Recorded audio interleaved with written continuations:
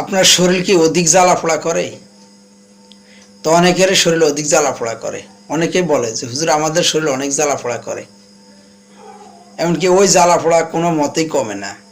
অনেক সময় আমরা অনেক ডাক্তার দেখাই, অনেক কবিরাজ দেখাই, কিন্তু জ্বালাপোড়া কমতেছে না।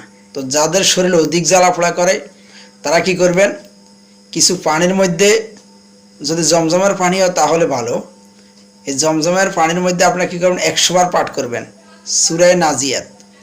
সূরা নাজিয়াতের প্রথম 5 আয়াত, ছোট ছোট আয়াতগুলা, এই সূরা নাজিয়াতের এই 1 থেকে 5 নম্বর আয়াতগুলা 100 বার পাঠ করবেন।